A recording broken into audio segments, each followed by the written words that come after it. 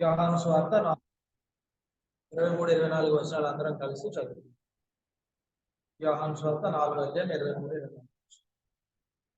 అయితే యథార్థంగా ఆరాధించేవారు ఆత్మతోనూ సత్యముతోనూ తండ్రిని ఆరాధించే కాలం వచ్చినది, అది ఇప్పుడును వచ్చే ఉన్నది.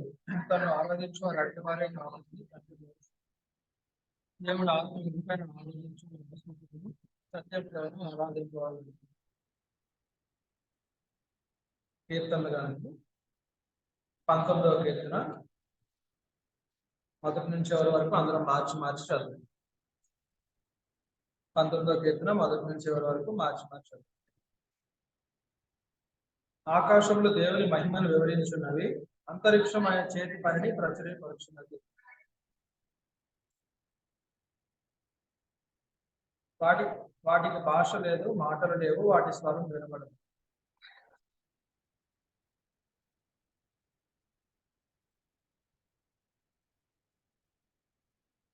అతడు తన అంతఃపురంలో నుండి బయలుదేరి పెండ్లి కుమారుని వలె ఉన్నాడు.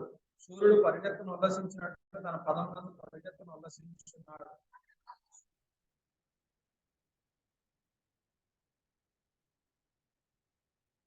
యెహోవా నియమించిన ధర్మశాస్త్రం యథార్థమైనది, అది ప్రాణమును తెప్పరిగ చేయదు. యెహోవా శాస్త్రం నమ్మదగినది, అది బుద్ధిహీనులకు జ్ఞానం పుట్టించును.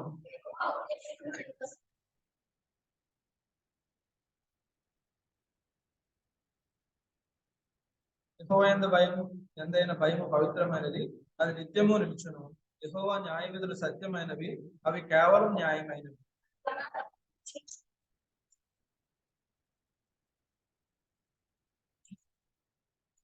వాటి వల్ల నీ సేవకుడు హెచ్చరికను, వాటిని గైకొనడం వల్ల గొప్ప లాభం కలదు.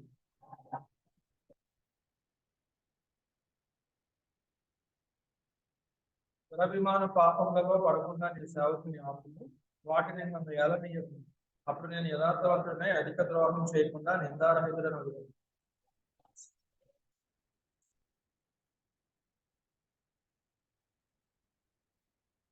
ఫ్యామిలీ తండ్రి, సమయంలో 10 నిమిషాలు ఆరాధించుకోవడానికి మీ మాట ద్వారా మమ్మల్ని గుర్తుపరచమని, నేను మీరు ఎవరో మేము ఇంకా అధికంగా తెలుసుకొని నేను మీలో ఉన్న గొప్పతనాన్ని మేము వర్ణిస్తూ నేను మిమ్మల్ని ఆరాధిస్తూ నేను ఆరాధన ద్వారా నేను మా యొక్క జీవితానికి నేను భూమి మీద మీరు మమ్మల్ని ఏర్పరచుకున్న దానికి సార్థకత మేము పొందుకునేలాగా సహాయం చేయండి. నా మహిమ నిమిత్తం నేను సృజించిన నా వారిని నేను చెప్పిన రీతిగా మీరు ఎన్ని నిమిత్తమైతే మమ్మల్ని సృజించారో ఆ నిమిత్తం మేము జీవించుకోవాలని సహాయం చేయండి. నిలబడుతున్న నేను వడ్డువాడిని, నేను మీ మాటలతో నింపండి. నన్ను మరొకసారి కడిగి పవిత్ర పరిశుభ్రం చేసి ప్రార్థిస్తున్నాం తండ్రి. 19వ కీర్తన. సిఎస్ లూయిస్ అని ఒక భక్తుడు ఉంటాడు.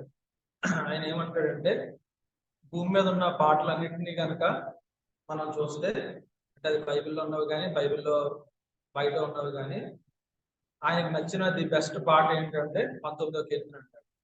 ఈ 19వ కీర్తన ఆయనకి చాలా ఇష్టం అంట.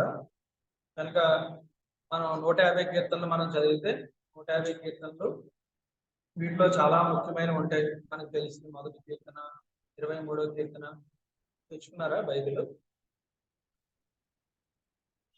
కనుక ఈ 19వ కీర్తన ఎంతో విలువైనది. అయితే ఈ 19వ కీర్తన మనం ధ్యానించుకుంటాం. ఇందులో ఎన్ని వచనాలు ఉన్నాయండి? 14 వచనాలు.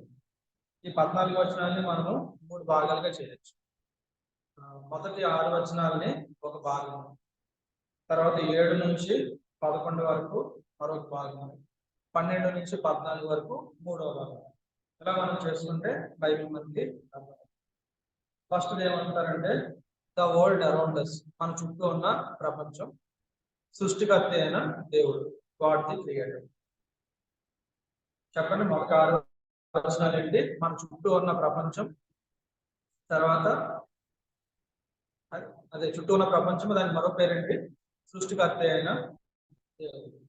ఆ తర్వాత 7 నుంచి మనం 11 చదివితే ద వర్డ్ బిఫోర్ అస్, మన ముందున్న వాక్యం, గాడ్ ది ఇన్స్ట్రక్టర్, మనకు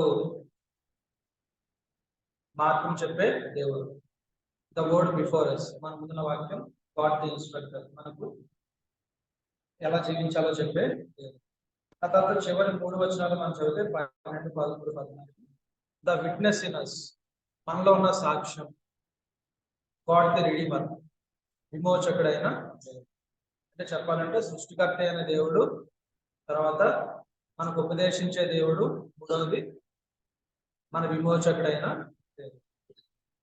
దీన్ని మనం గమనిస్తే ఆత్మీయ జీవితంలో 3 మెట్లుగా మనం చూడొచ్చు. ఆత్మీయ జీవితంలో 3 మెట్లు. మొట్టమొదటిది ఏంటి? దేవుడు మన సృష్టికర్త. 2, దేవుడు మన ఉపదేశకుడు. 3వది దేవుడు మన విమోచకుడు. చిన్నపిల్లలు కూడా గుర్తుపెట్టుకోవచ్చు, అందుకని మీకు ఈజీగా చెప్తాను. నేను ఇంటికి వెళ్ళిపోయాక మీ అమ్మమ్మ తాతయ్య ఎవరిని అడిగారు మీరు వాక్యం చెప్పాలన్నమాట, చర్చలో ఏమన్నారు అలా. ఈ ఫస్ట్ 6 verses ఏముందంటే అంత దేవుని సృష్టి గురించి. ఆకాశంలో దేవుని మహిమను వివరించున్నది, అంతరిక్షమైన చేతి పనిని ప్రచురపరుచున్నది. పగటికి పగలు బోధ చేయించున్నది, రాత్రికి రాత్రి జ్ఞానం తెలుపుచున్నది. వాటికి భాష లేదు, మాటలు లేవు, వాటి స్వరం వినబడుతుంది. వాటి కొలనులు భూమి అంతటా వ్యాపించి ఉన్నది. లోక దిగంతముల వరకు వాటి ప్రకటనలు బయలుదేరుచున్నది. వాటిలో ఆయన సూర్యునికి గుడారం వేశాడు. కనుక ఈ కీర్తన ఎవరు రాస్తున్నారు చెప్పండి? దావీదు రాస్తున్నాడు. ఎందుకని దావీదు కీర్తన రాస్తున్నాడు? దావీదు కీర్తన రాయడానికి గల ఉద్దేశం ఏంటి? మనం ఏది చూస్తే దాని గురించే మాట్లాడగలం, అంతేనా? మనం చూడని దాని గురించి మాట్లాడగలం. మరి ఈయన ఇవన్నీ ఎప్పుడు చూశాడు? ఆయన మనకులాగా ఇంట్లో పడుకునేవాడు కాదు, అర్థమైందా? మనం పడుకుంటే ఏం కనిపిస్తుంది పైన? మన రూఫ్, లేకపోతే ఫ్యాను, లేకపోతే ఇంకేమైనా ఉంటే లైట్ అయి కనిపిస్తుంది. దావీదుని ఎవరు తరుముతూ ఉండేవారు? సౌలు తరుముతూ ఉండేవాడు. కనీసం 13 సంవత్సరాలు దావీదు గుహల్లో, చెట్ల కింద, అడవుల్లో, వీటిలో పడుకున్నాడు. కనుక ఆయన పడుకుని, పైగా మనకులాగా గాఢ నిద్రపోవడానికి లేదు ఆయన. ఎప్పుడు ఎవరు తరుగుతారో వెంటనే లేచి పారిపోవాలి. కనుక ఎప్పుడు ఏం చేస్తుండేవాడు? అలర్ట్ గా ఉంటూ ఉండేవాడు. ఆయన ఈ ఆకాశాన్ని వీటన్నిటిని గమనిస్తూ ఉంటే ఆయనకు ఇప్పుడున్నంత సైన్స్ లేదు. అప్పుడు ఎన్ని నక్షత్రాలు ఉన్నాయి ఇవన్నీ లేవు. అసలు మనకి నక్షత్రాలు ఎన్ని ఉన్నాయో ఇవన్నీ కానీ మనకు తెలిస్తే చాలా ఆశ్చర్యంగా ఉంటుంది. ఏం చెప్తారంటే మన సోలార్ సిస్టమ్ అంటారు కదా, ఒక నక్షత్రం నుంచి మరొక నక్షత్రానికి వెళ్ళడానికి మనం కనుక సెకండ్కి 1,00,000 కిలోమీటర్ స్పీడ్లో వెళ్తే, సెకండ్ అంటున్నారా, నిమిషానికి 1,00,000 కిలోమీటర్ స్పీడ్లో కానీ మనం వెళ్తే కొన్ని లక్షల సంవత్సరాలు పడుతుంది. ఒక స్టార్ నుంచి ఇంకో స్టార్కి వెళ్ళడానికి అసలు మనం అంతకాలం బ్రతుకుంటామా? అలాంటి మనం లెక్క పెట్టలేనన్ని స్టార్స్ ఉన్నాయి. ఎన్ని స్టార్స్ ఉన్నాయంటే భూమి మీద ఇసుక రేణువులు ఎన్ని ఉన్నాయో అన్ని స్టార్స్ ఉన్నాయంటారు. అసలు అవి ఎంత పెద్ద విషయం. అందులో మనిషి, ఈ భూమి ఎంత చిన్నది, ఆ భూమిలో మన దేశం ఎంత చిన్నది, మన రాష్ట్రం ఎంత చిన్నది, మన జిల్లా, మన ఊరు, అందులో మన ఇల్లు, మన ఇంట్లో మనం, అంత పెద్ద విశ్వంలో దేవుడు మనల్ని పెట్టాడు. అందులో దేవుడు ఎవరిని ప్రేమిస్తున్నాడు? మళ్ళా మనిషిని ప్రేమిస్తున్నాడు. అర్థమైందా? నక్షత్రాలను, భూమిలో దేన్నో ప్రేమించట్లేదు. దేవుడు మనిషిని ప్రేమిస్తున్నాడు. వాటన్నిటిని ఎలా చేశాడు? ఆయన నోటి మాటతో చేశాడు, మనల్ని చేతితో చేశాడు, ఆయన స్వరూపంలో మనల్ని చేశాడు. కనుక ఈయన ఇవన్నీ ఆలోచిస్తూ ఉంటుంటే ఆయనకు అర్థం కావట్లేదు. అది అసలు ఆకాశం అంటే ఎంత ఎత్తుంటది, సముద్రం అంటే ఎంత లోతుంటది. మన ఎవరో ఒక శాస్త్రవేత్త చెప్తున్నారు ఏంటంటే, సముద్రంలో ఎంత నీరు ఉందో సముద్రం కింద కూడా ఒక నేల ఉంటది కదా, ఆ నేల కింద అంతకంటే ఎక్కువ నీరు ఉంటుంది. మనం నోవహు కాలంలో చూస్తాం కదా, కింద నుంచి ఓటలు వచ్చాయి, పైనుంచి ఓటలు తెరవబడ్డాయి. అంత వాటర్ ఉంది. ఈ వాటర్ అంతా ఎక్కడుంది? నేల కింద ఉంది. అర్థమైందా మీకు? ఎక్కడైనా లిక్విడ్స్ పైన ఉంటాయా, సాలిడ్స్ పైన ఉంటాయా? లిక్విడ్స్ పైన ఉంటాయి, అంతే కదా. మనం ఒక గ్లాస్ వాటర్ ఉందనుకో, అందులో ఏదైనా మీరు కలిపారు అనుకోండి, అది కిందకి వెళ్ళిపోతే వాటర్ పైకి వచ్చేస్తుంది. ఆ వాటర్ పైన ఏముంటది?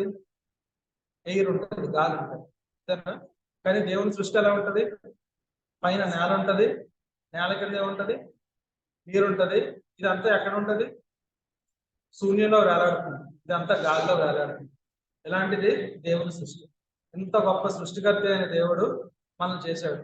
ఇప్పుడు భూమి మీద ఉన్న మనుషులందరూ ఏం చేస్తున్నారు? సృష్టిని పూజిస్తున్నారు. కానీ దేవుడు స్ట్రిక్ట్ గా ఆర్డర్స్ ఇచ్చాడు. ఏమని ఇచ్చాడు ఆర్డర్స్? చూడండి, నిర్మాకాండము 20వ అధ్యాయం.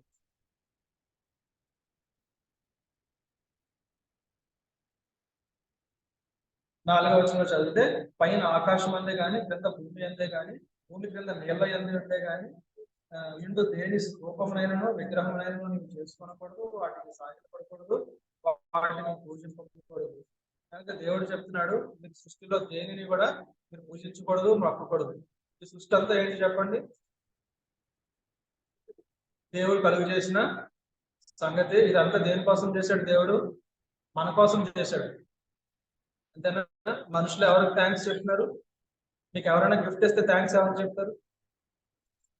గిఫ్ట్ ఇచ్చిన వాళ్ళు చెప్తారా, గిఫ్ట్ చెప్తారా?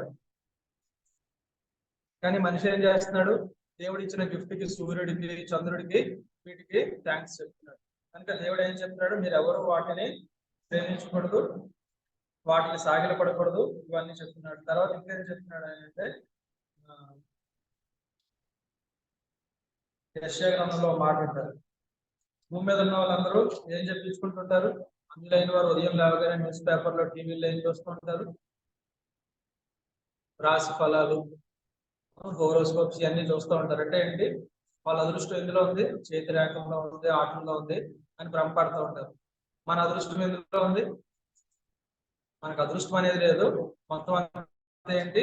దేవుడు ఏది ఉద్దేశించితే అదే జరుగుతుంది. యెషయా గ్రంథం 47వ అధ్యాయంలో మనం చూస్తే 13-14 వచనాలు. నీ విస్తారమైన యోచనలో నీ వలసి ఉన్నావు. జ్యోతిష్కులు, నక్షత్ర సూచకులు, మాసచర్య చెప్పువారు నిలువబడి నీ మీదికి వచ్చినవి రాకుండా నిన్ను తప్పించి రక్షించుదురేమో ఆలోచించును.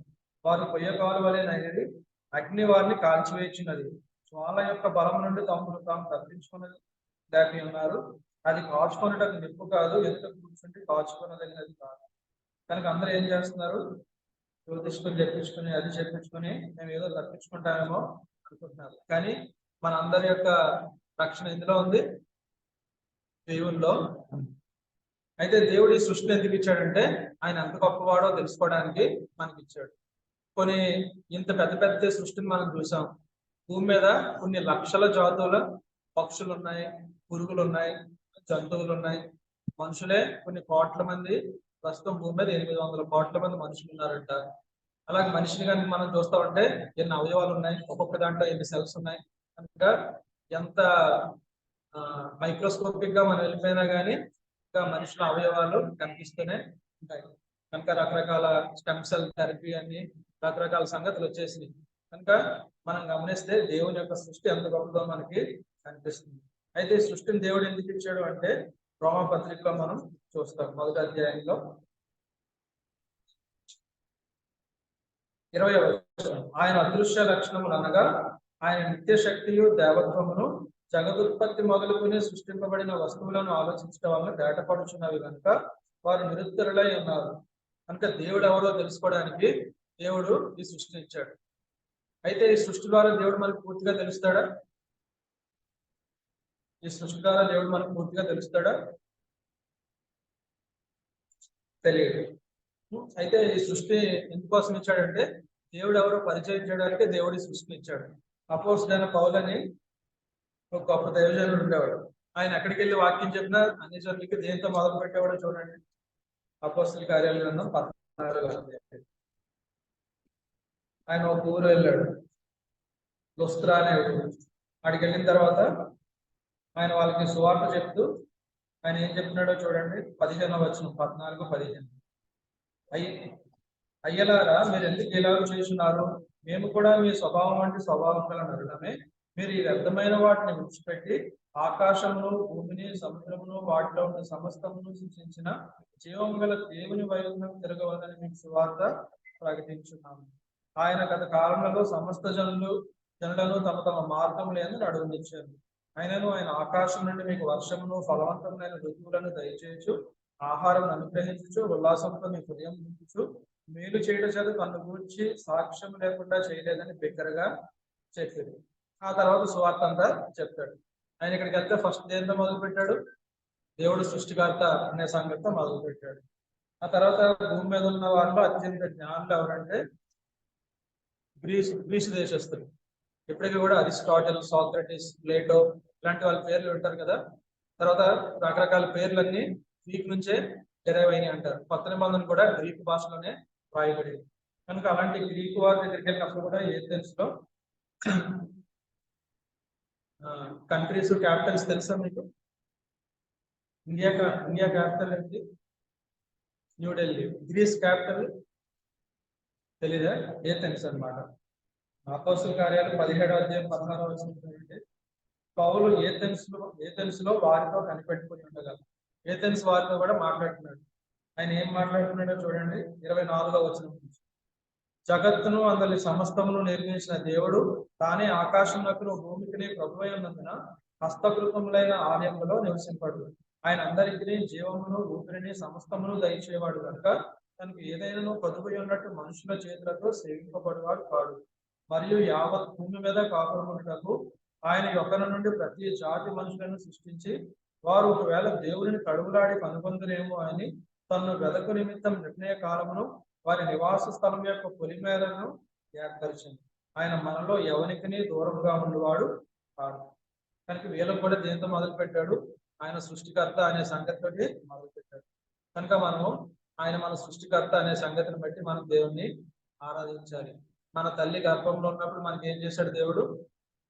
మనకు అవయవాలన్నీ ఇచ్చాడు. భూమి మీద చాలా మందిని చూస్తాం కదా, కళ్ళు లేని వాళ్ళు ఉంటారు, చేతులు లేని వాళ్ళు, కాళ్ళు లేని వాళ్ళు, రకరకాల అవయవ లోపం ఉన్న వాళ్ళు ఉంటారు. ఈరోజు ఒకవేళ అవయవ లోపం ఉన్న దేవుని సృష్టి మనలో కనుక ఏ అవయవ లోపము లేదనుకోండి, మనం ఏం చేయాలి? దేవుణ్ణి స్తుతించాలి. వాళ్ళు పడే బాధలు ఎలా ఉంటాయి, వాళ్ళ మానసిక పరిస్థితి ఎలా ఉంటుంది, నేను ఎందుకు ఎలా పుట్టారని రోజు కుమిలిపోతూ ఉంటారు. కనుక దేవుడు వాళ్ళని ఎందుకు ఉద్దేశించాడో వాళ్ళు తెలుసుకునేంత వరకు కూడా వాళ్ళలో ఒక సంతోషము నెమ్మది ఉంటుంది.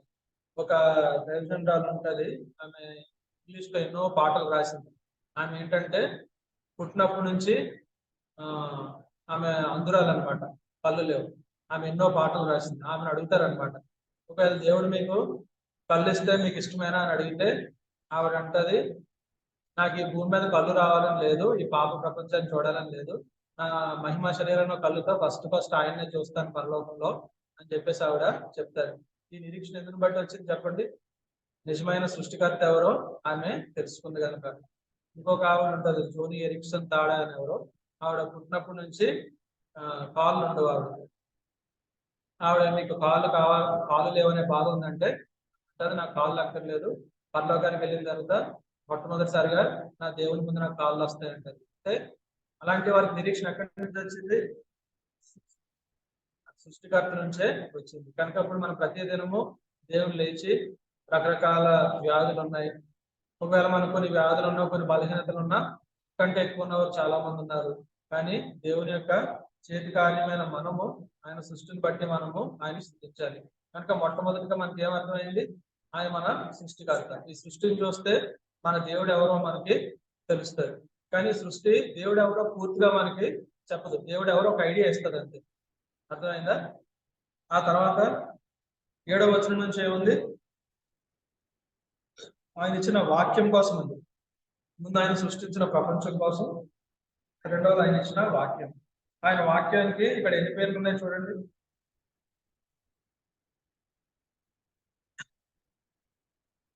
7వ వచనంలో యెహోవా నియమించిన ధర్మశాస్త్రము యథార్థమైనది. మొట్టమొదటిది ఏంటి?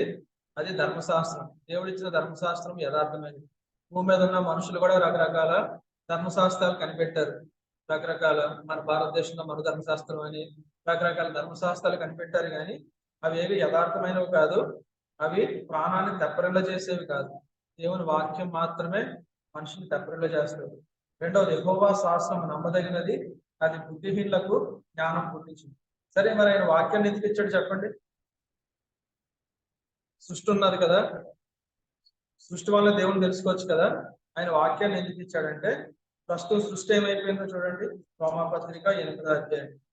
మనిషి పాపం చేసినప్పుడు ఈ సృష్టి ఏమైపోయిందంటే, 20 నుంచి చదివితే, ఏలయనగా సృష్టి నాశనమునకు లోనైన దాస్యంలో నుండి విడిపింపబడి దేవుని పిల్లలు పొందబో మహిమగల స్వాతంత్ర్యం పొందిన నిరీక్షణ గలదై స్వేచ్ఛగా గాక దాన్ని లోపరిచిన వాని మూలంగా వ్యక్తపరచబడేది. సృష్టి యావత్తు ఇదివరకు ఏకగ్రీవంగా మూడుచు ప్రసవ వేదన పడుచున్నదని తెలుగురు. కనుక మనిషి ఎప్పుడైతే పాపం చేశాడో ఈ సృష్టిని కూడా దేవుడు శపించాడు. మనం చూస్తాం కదా, ఏదైనా తోటలో దేవుడు ఏం చేస్తాడు, ఈ భూమి పండ్ల తప్పులు గచ్చ పొదలు మొలిపించుగాక అంటాడు. నువ్వు ప్రయాసపడి శ్రమపడి చెమట వచ్చి నువ్వు బ్రతుకు దినాలన్నీ జీవిస్తావని దేవుడు చెప్తాడు. ఇవన్నీ మనం గమనిస్తే ఈ సృష్టిని దేవుడు మానవుని యొక్క పాపం వల్ల సృష్టి మీదకి శాపం వచ్చింది కనుక ఇప్పుడు దేవుడు ఆయన వాక్యాన్ని ఇచ్చాడు. కనుక ఈ వాక్యం మనకి ఏం కనిపిస్తుంది అంటే 19వ కీర్తనలో మనం మొదటి వచనంలో చూస్తే ఏం కనిపించింది, ఆకాశంలో దేవుని మహిమను వివరించినవి. దేవుడు అనే పదం ఉంది కానీ 7వ వచనం నుంచి చదివితే మనకి ఏం కనిపిస్తుంది, యెహోవా యెహోవా అనే కనిపిస్తుంది. అంటే ఆయన నిబంధన నామం, ఆయన జ్ఞాపకార్థ నామం కనిపిస్తుంది. ఎన్నిసార్లు కనిపించింది చూడండి, యెహోవా అని 7వ వచనంలో 2 సార్లు, 8వ వచనంలో 2 సార్లు, 9వ వచనంలో 2 సార్లు, 14వ వచనంలో ఒకసారి. కనుక యెహోవా అనే మాట 7 సార్లు మనకు కనిపిస్తుంది. ఆయన జ్ఞాపకార్థ నామాన్ని బట్టి ఆయన చెప్తున్నాడు. కనుక దేవుని వాక్యం మనకి ఏం చేస్తుందంటే తెప్పరల్లో చేస్తుంది. తెప్పరలు చేయడం అంటే ఏం చెప్పండి, నా ప్రాణం నీవు సేద తీర్చుచున్నావు అంటాడు 23వ కీర్తన. కనుక దేవుని వాక్యం మనలను సేద తీర్చుతుంది, మనకి నూతన జీవాన్ని ఇస్తుంది. కనుక భూమి మీద ఉన్న వారందరూ అంధకారం నుంచి దేవుడు ఆదికాండం 1వ అధ్యాయంలో వెలుగు కలుగును గాక అనగానే ఎలా వెలుగు కలిగిందో, లాజరుని సమాధిలో ఉన్న లాజరుని యేసుప్రభువు ఏం చెప్పారు, లాజరు బయటికి రానగానే ఎలా వచ్చాడో అలాగే మనం కూడా ఆయన యొక్క నోటి మాట ద్వారా మనం ఏం చేయబడ్డాం, తిరిగి నూతన జీవంలోకి వచ్చాం. నోటి మాట అంటే దేవుని యొక్క వాక్యం ద్వారా. తర్వాత ఇంకేం కనిపిస్తుంది, యెహోవా నియమించిన ధర్మశాస్త్రం యథార్థమైనది, ప్రాణాన్ని తర్పణ చేస్తుంది. రెండవది, యెహోవా శాసనము నమ్మదగినది, అది బుద్ధిహీనులకు జ్ఞానం పుట్టించింది. కనుక భూమి మీద ఉన్న గొప్ప గొప్ప వారు మేము చాలా జ్ఞానం అనుకుంటారు, వారందరూ బుద్ధిహీనులు. వారు 30-40 సంవత్సరాలు 50 సంవత్సరాల కోసం ఆలోచిస్తారు కానీ దేవుని వాక్యం తెలుసుకున్న వాళ్ళు ఎప్పటి వరకు ఆలోచిస్తారు, నిత్యత్వం వరకు. చనిపోయిన తర్వాత కూడా మనం ఏమవుతాం, మనం ఎక్కడ ఉంటాం, కనుక దేవుని రాజ్యం ఉంటాం అనే సంగతి ఆ జ్ఞానం మనకి ఎలా వస్తుంది, ఆయన వాక్యం ద్వారా వస్తుంది. మూడవది మనకి ఏం కనిపిస్తుంది, యెహోవా ఉపదేశంలో నిర్దోషమైనవి, అవి హృదయమును సంతోషపరచును. ఉపదేశములు అంటే మనం ఎలా జీవించాలనే ఇన్స్ట్రక్షన్స్.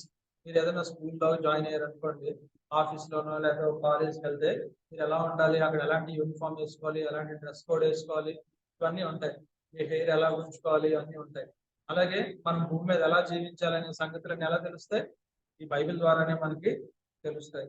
నాలుగవది ఏంటి, యెహోవా ఏర్పరిచిన ధర్మము నిర్మలమైనది, అది కన్నులకు వెలిగించింది. కనుక దేవుని వాక్యం మన కన్నులకు వెలిగించేదిగా ఉంది.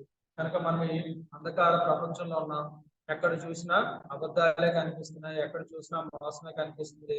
మీరు టెలివిజన్ చూడండి, న్యూస్ పేపర్ చూడండి, అందరూ వాళ్ళకి నచ్చిన వార్తలు రాసుకుంటారు కానీ యథార్థమైన వార్తలు రాయరు.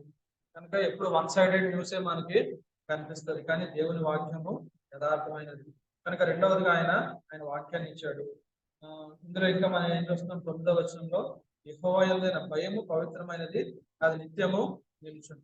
కనుక మనం ఎప్పుడో ఏం గుర్తుపెట్టుకోవాలి, దేవుని భయం ఏం చేస్తుంది, మనం సరైన మార్గంలో నడిపిస్తుంది. ఈ లోకంలో ఉన్న వాళ్ళు ఎవరికి దేవుడు ఉన్నాడనే భయం లేదు కనుక వారికి నచ్చినట్టు వారు జీవిస్తూ ఉంటారు. మనం కాపీ కొట్టాం అనుకోండి స్కూల్లో ఎగ్జామ్స్ లో, భయం వేస్తుందా? కొంతమంది భయపడకుండా కాపీ కొట్టేస్తారు, ఎందుకని దేవుడు చూస్తున్నాడనే భయం వాళ్ళకి లేదు. కానీ మన దేవుడు నిజమైన దేవుడు, ఆయన మనం చూస్తున్నాడు, మనం ఎంత కష్టపడ్డామో దాన్ని బట్టి ఆయన ఏం చేస్తాడు, ప్రతిఫలాన్ని ఇస్తాడు. కనుక ఇంకోటి 6వది ఏం చూస్తున్నామంటే, యెహోవా న్యాయ విధులు సత్యమైనవి, అవి కేవలము న్యాయమైనవి. కనుక ఆయన దగ్గర ఎలాంటి పార్షియాలిటీ కానీ బంధుప్రీతి కానీ ఇలాంటివి ఏమి. అయితే ఫస్ట్ ఏం చూసుకున్నాం, దేవుడు సృష్టికర్తగా ఈ లోకాన్ని సృష్టించాడు. రెండవది ఏంటి, ఆయన ఒక వాక్యాన్ని ఇచ్చి ఆయన దగ్గరికి ఆయన గురించిన జ్ఞానం ఇచ్చాడు. అయితే మూడవ సంగతి ఏంటంటే, ఏం చెప్పుకున్నాను, దేవుడు ఆయన విమోచకుడు, ఆయన కూర్చున్న సాక్ష్యం మనలో పెట్టాడంటే దేవుడు మనలో ఏం పెట్టాడు, మనస్సాక్షిని పెట్టాడు. ఆ మనస్సాక్షి వాక్యం విన్నప్పుడు ఏమవుతుంది, అది శుద్ధి చేయబడుతుంది, అది జీవిస్తుంది. చచ్చిపోయిన మనస్సాక్షి, వాత వేయబడిన మనస్సాక్షి తిరిగి జీవిస్తుంది. కనుక ఇక్కడ మనం ఏం చూస్తున్నాం, ఆ వాక్యం ఏం చేస్తుందంటే 12వ వచనం చూస్తే, తన పొరపాటును కనుగొనగలవాడేవాడు, నేను రహస్యముగా చేసిన తప్పు క్షమించి నన్ను నిర్దోషినిగా తీర్చుము, దురభిమాన పాపము, 4వది అధిక ద్రోహం. చాలాసార్లు చెప్తూ ఉంటాను. ఏంటి 4 పొరపాట్లు అంటే ఏంటి చెప్పండి? నేను తప్పు చేస్తాను కానీ ఆ తప్పు ఏంటో నేను గ్రహించలేను. చుట్టూ ఉన్న వాళ్ళందరికీ తెలుస్తుంది అది సందీప్ పొరపాటు చేసాడు అంటారు, కానీ నేను గ్రహించలేను. రెండవది ఏంటి? రహస్యంగా చేసిన తప్పు. నేను చేసిన తప్పు నాకు తెలుస్తుంది కానీ మీకు ఎవరికి తెలియదు. అంటే నేను కావాలని చేస్తుంటాను అందరికీ తెలియకుండా రహస్యంగా. మూడవది ఏంటి? దురభిమాన పాపం. ఇదేంటంటే తప్పు అన్న సంగతి నాకు తెలుసు కానీ ఇంకా దానికి బానిస అయిపోతాను, నేను ఆ పాపాన్ని చేస్తూ ఉంటాను. 4వది ఏంటి? అధిక ద్రోహం. ఇంకా ఎవరు ఏమనుకుంటారో నాకు అనవసరం, నేను అనుకున్నదే చేస్తాను, నా తప్పే నేను చేస్తాను అన్నట్టుగా లోపలంతా చాలా మందిని చూస్తాం కదా, గొడవ పడే వాళ్ళు, తాగుడాడి, దెబ్బలాట్లకి వెళ్ళే వాళ్ళు, కొట్లాట్లు, ఇవన్నీ ఏంటి? వాళ్ళు చేసే తప్పని వాళ్ళకి తెలుసు కానీ అధిక ద్రోహం. కనుక ఈ 4 స్టేజ్ల పాపాలు మనకు కనిపిస్తాయి. వీటన్నిటి నుంచి ఏం దూరం చేస్తుంది? దేవుని యొక్క మనస్సాక్షి. అంటే ఇది మనం ఏం చెప్పచ్చు అంటే దేవునితో ఉండే వ్యక్తిగత సంబంధం. ఇదంతటినీ మనం ఎవరి జీవితంలో చూస్తామంటే మత్తయి సువార్తలో తూర్పు దేశం నుండి ఎవరు వచ్చారు? జ్ఞానులు వచ్చారు. వాళ్ళని చూస్తే మనకి 3 సంగతులు అర్థమవుతాయి. ఫస్ట్ చూడండి 2వ వచనం. మొదటి నుంచి చదువుతున్నాను వినండి. మత్తయి సువార్త. రాజైన హేరోదు దినముల యందు యూదయ దేశపు బెత్లెహేములో యేసు పుట్టిన పిమ్మట, ఇదిగో తూర్పు దేశపు జ్ఞానులు యెరూషలేమునకు వచ్చి, యూదుల రాజుగా పుట్టినవాడు ఎక్కడున్నాడు? తూర్పు దిక్కున మేము ఆయన నక్షత్రము చూచి ఆయనను పూజింపవచ్చుమని చెప్పింది. వీళ్ళు ఏం చూసి వచ్చారు? చెప్పండి. తూర్పు దేశపు జ్ఞానులు ఏం చూసి వచ్చారు? ఆయన నక్షత్రాన్ని చూసి వచ్చారంటే సృష్టి ఏం చేసింది? దేవుడు ఎవరో తెలిసేలా చేసింది, దేవుని వైపు నడిపించింది. కానీ ఆ సృష్టి నిజంగా రక్షకుడి వరకు తీసుకెళ్ళిందా? యేసుప్రభు దగ్గరికి తీసుకెళ్ళిందా? వీళ్ళు ఎక్కడికి వెళ్ళారు? హేరోదు రాజు దగ్గరికి తీసుకెళ్లారు. యూదుల రాజుగా పుట్టాడంటే ఆయన ఎక్కడ ఉంటాడు? రాజుల ఇంట్లో ఉంటుంటాడు అని చెప్పి అనుకుని వాళ్ళు అక్కడికి వెళ్ళారు. అప్పుడు వాళ్ళు చూడండి, హేరోదు రాజు సంగతి విన్నప్పుడు అతను అతనితో కూడా యెరూషలేము నుండి ఉన్న వారందరూ కలవరపడింది. కాబట్టి రాజు ప్రధాన యాజకులను, ప్రజల్లో నుండి శాస్త్రులను అందరినీ సమకూర్చి క్రీస్తు ఎక్కడ పుట్టినని వారిని అడిగాను. అందుకు వారు, యూదయ బెత్లెహేములోనే యాలయనగా యూదయ దేశపు బెత్లెహేమ, నీవు యూదా ప్రధానులలో ఎంత మాత్రము అల్పమైన దాను కావు. ఇశ్రాయేలును నా ప్రజలను పరిపాలించే అధిపతి నీలో నుండి వచ్చిన ప్రవక్త ద్వారా రాయబడి ఉన్నది. అంతటా హేరోదు ఆ జ్ఞానం రహస్యంగా పిలిపించి ఆ నక్షత్రం కనబడిన కాలం వారి చేత పరిష్కారంగా తెలుసుకుని, మీరు వెళ్ళి ఆ శిశువు విషయమై జాగ్రత్తగా విచారించి తెలుసుకునగానే నేను ఆయనను పూజించినట్టు నాకు వర్తమానం తెండని వారిని బెత్లెహేమునకు పంపాను. కానీ ఇక్కడ మనం ఏం చూస్తున్నాం? సృష్టి ఎక్కడి వరకు తీసుకొచ్చింది? ఆ ఊరు వరకు తీసుకొచ్చింది, కానీ యేసుప్రభు దగ్గర తీసుకెళ్ళలేదు. వాళ్ళు యేసుప్రభు దగ్గర తీసుకెళ్ళింది ఏంటి? 5వ వచనంలో ఉంది కదా, దేవుని వాక్యం. మీకా గ్రంథం 5వ అధ్యాయం 2లో ఉన్న వాక్యం ఏం చేసింది? సృష్టికర్త వరకు తీసుకెళ్ళింది. అయితే సృష్టికర్త వరకు తీసుకెళ్ళింది, కానీ 3వ స్టెప్ మనం చూస్తాం. 10వ వచనంలోకి వస్తే, వారు ఆ నక్షత్రంను చూచి అత్యానందభరితులై ఇంట్లోనికి వచ్చి తల్లి అయిన మరియను ఆ శిశువును చూచి సాగిలపడి ఆయనను పూజించి తమ పెట్టెలు విప్పి బంగారము, సాంబ్రాణిని, పోలంను కానుకలుగా ఆయనకు సమర్పించింది. కనుక ఆయన ఆరాధించడానికి వచ్చేటప్పుడు ఎప్పుడు ఆయనతో వ్యక్తిగత సంబంధం ఉన్నప్పుడు మాత్రమే ఆరాధన వస్తుంది. కనుక చాలా మంది మనం ఎప్పుడు ఆరాధిస్తాం చెప్పండి? దేవుడితో వ్యక్తిగత సంబంధం ఉన్నప్పుడు మాత్రమే. అంటే ఇక నోటితో ఆరాధించడం ఒక్కటే ఆరాధన కాదు. మనకు అలవాటు అయిపోతే ఆరాధించగలం, కానీ ఆరాధన అనేది ఎక్కడి నుంచి రావాలి? హృదయంలోంచి, జీవితంలోంచి, మన ప్రతిదినము జీవించే జీవన శైలిలోంచి రావాలి. కనుక ఇక్కడ 19వ కీర్తన 3 స్టెప్స్ చెప్తుంది. మొట్టమొదటి ఏంటి? సృష్టి ద్వారా దేవుడు ఎవరో తెలుసుకుంటాం. ఆయన వాక్యం ద్వారా నిజమైన దేవుడిని, ఆయన గుణ లక్షణాన్ని తెలుసుకుంటాం. 3వ స్టెప్ ఏంటి? ఆయనతో వ్యక్తిగత సహవాసం ఉంటే మాత్రమే మనం ఏమవుతాం? ఆయన్ని ఆరాధించగలుగుతాం. ఆయన వాక్యం తెలిసి కూడా ఆయనతో వ్యక్తిగత సహవాసం లేకపోతే, చిన్నప్పటి నుంచి సండే స్కూల్ కి, మందిరానికి వస్తే ఏమవుద్ది? మనకి వాక్యాలన్నీ తెలుస్తూ ఉంటాయి, వారం వారం వింటూ ఉంటాయి. కానీ ఆయనతో వ్యక్తిగత సహవాసంలోకి మనం వచ్చినప్పుడు, నేను పాపని, నువ్వు నా విమోచకుడి అనే సంగతి గ్రహిస్తేనే మనం ఆయన్ని ఆరాధించగలుగుతాం. అందుకే 14వ వచనం మనం చూస్తే 19వ కీర్తనలో, యెహోవా నా ఆశ్రయ దుర్గమా, నా విమోచకుడా, నా నోటి మాటలను, నా హృదయ జ్ఞానము నీ దృష్టికి అంగీకారం కలుగును కాక. చిన్నప్పుడు మాకు ఒక చెప్పేవారు. ప్రతిరోజు స్కూల్కి వెళ్ళే ముందు మీరు ఈ ప్రార్థన చేసుకోండి. స్కూల్కి వెళ్ళినా బయటకు వెళ్ళినా ఎక్కడికి వెళ్ళినా ఏ ప్రార్థన చేసుకోవాలి? 14వ వచనం, కీర్తన 19:14. మీరు డైలీ ప్రార్థన చేసుకోవాలి. ఏమని? యెహోవా నా ఆశ్రయదుర్గమా, నా విమోచకుడా, నా నోటి మాటలను నా హృదయ ధ్యానమును నీ దృష్టికి అంగీకారం కలుగుగాక. కనుక నా నోటి మాటలు నా హృదయ ధ్యానం దేవునికి అంగీకారంగా లేకపోతే ఇంకా నేను ఏం చేసినా అంత వృధా. అప్పుడు మనం ఆరాధిస్తాం. ఆరాధించేటప్పుడు దేవుడు పాత నిబంధనల ఆరాధన ఎలాంటి ఆరాధన స్వీకరించేవాడు చెప్పండి? వాళ్ళు ఒక గొర్రెపిల్లని తీసుకెళ్ళినా దేన్ని తీసుకెళ్ళినా అది ఏడాది గొర్రెపిల్ల ఉండాలి. దాని మీద మంచ కానీ ఎలాంటి ఏమి ఉండకూడదు. తర్వాత అది కుంటిది ఏది అవ్వకూడదు. అంటే ఏంటి? ఎలాంటి స్పాట్ ఉండకూడదు. అంటే ఎలాంటి తప్పుడు సంగతి అందులో ఉండకూడదు. ఒక ఉంటే దేవుడు దాన్ని అంగీకరించాడు. ఇప్పుడు మనం ఆరాధించడానికి వచ్చాం. మన మాటలు మంచిగా ఉండొచ్చు కానీ మన జీవితం మంచిగా లేకపోతే ఆయన అంగీకరిస్తాడో దాన్ని అంగీకరించాడు. కనుక అప్పుడు మనం ఏం చేయాలి? నా నోటి మాటలు నా హృదయ ధ్యానం మీ దృష్టికి అంగీకారం లాగా కానీ దావీదు భక్తుడు ఎలా ప్రార్థించాడో ఆ రీతిగా మనం జీవిస్తే దేవుణ్ణి ఆరాధించగలం. కనుక ఆయన మన విమోచకుడు. విమోచకుడు అంటే ఈ మాట ఎక్కడి నుంచి కనిపిస్తుంది అంటే మనకు రూతు గ్రంథంలో సమీప బంధువు అని ఉంటది కదా, కిన్స్మన్ రెడీమర్. కనుక రూతుని విడిపించగలిగింది బోయజు. అలాగే దేవుడు మన యొక్క పాపాల నుంచి మనను విమోచించగలడు. లేదంటే మనందరము నరకానికి నాశనానికి వెళ్ళిపోవలసిన వారు. అందుకు కావలసిన వెలంతా ఆయన శిలువలో చెల్లించాడు. ఈ సంగతి మనం గ్రహిస్తే ఈ 19వ కీర్తన ఆధారం చేసుకుని మనం ఆరాధించవచ్చు. కనుక మనం ముగించుకోకముందు ఒకసారి మనం జ్ఞాపకం చేసుకున్నాం. మొట్టమొదటిగా దేవుడు ఆయన ఎలా ప్రత్యక్షపరుచుకున్నాడు? ఆయన సృష్టి ద్వారా ప్రత్యక్షపరుచుకున్నాడు. ఆయన ఎంత గొప్ప సృష్టికర్తో, ఈ సృష్టి ఎంత పెద్దదో, అందులో మనం ఎంత అల్పమైన వారమో, అలాంటి మనలో ఆయన వీడు ఎందుకులే, వీడు ఉంటే ఏంటి పోతే ఏంటి అని మనం వదిలేకుండా దేవుడు ఏం చేశాడు? మనను రక్షించుకున్నాడు.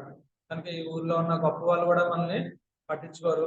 లేకపోతే కుటుంబంలోనే 4 పిల్లలు ఉన్నారనుకోండి, నలుగురిని ఒకేసారి పట్టించుకోలేరు. ఇద్దరున్నా కానీ కొన్నిసార్లు ఇద్దరిని సమానంగా ప్రేమించలేరు. ఒకవేళ ఒక్కలే ఉన్నా కానీ ప్రతిరోజు మనతో ఉండగలరా?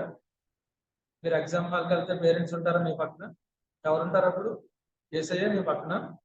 కనుక మనతో పాటు ఎల్లప్పుడు ఉండేది సృష్టికర్త. అయితే ఆయన సృష్టికర్త అన్న సంగతి తెలుసుకున్నాం. రెండవది, ఆయన వాక్యాన్ని ఇచ్చి మనలను నడిపిస్తున్నాడు, మనకు ఉపదేశిస్తున్నాడు. ఆ వాక్యం మనల్ని ఏం చేస్తుంది? ఆయన ఎవరో తెలియజేస్తుంది, ఆయన దగ్గరికి తీసుకొస్తుంది.